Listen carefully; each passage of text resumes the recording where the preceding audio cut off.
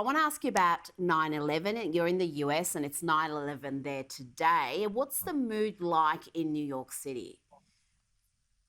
Well, every year on 9/11, America comes together again to commemorate the event. It's now 21 years after the event, and for some of us, of course, it's still very fresh in our minds. But for a new generation, it's something that happened before they were born. So I think it's very important to commemorate. New York City is commemorating again today and tonight. The president gave a speech that was actually strangely lucid.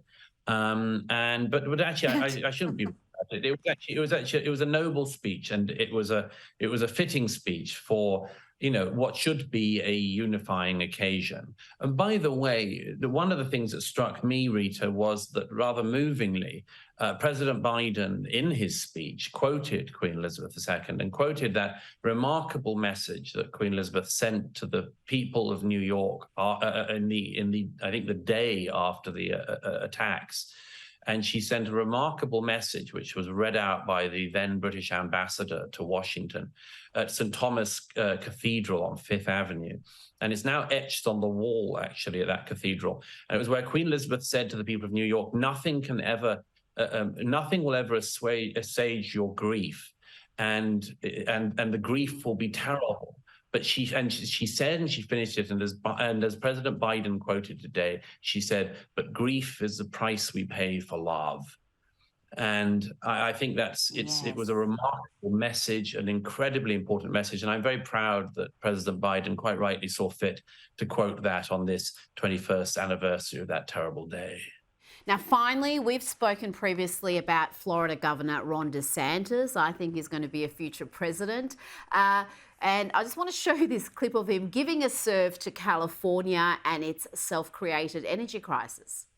You hear all this stuff. I mean, I hear a lot of people chirping about Florida from like California. They're so worried about Florida, they can't even keep the power on in California. I mean, are you kidding me? Someone told me that they will be able, once all the people that want to move to Florida move out of there, then maybe they'll have adequate power. But I mean, it's just ridiculous.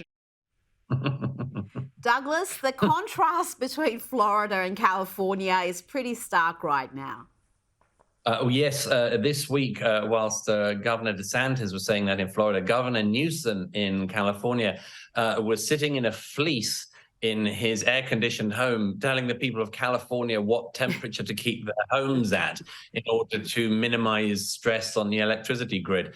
Yes, I think DeSantis is definitely a candidate for the presidency. The interesting thing is that his counterpart, his nemesis in California, thinks that too. And the question for the Democrats and Gavin Newsom is whether or not he can do the following. He managed, whilst he was mayor of San Francisco, to royally muck up San Francisco and turn it into a first world slum.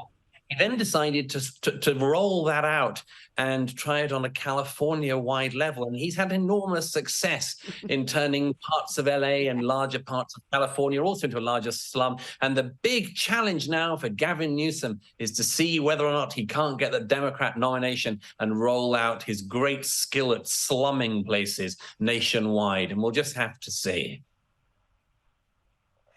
Oh, goodness me, that is a frightening prospect. Douglas Murray, thank you so much for your time this evening. A great pleasure as always. Thank you, Rita.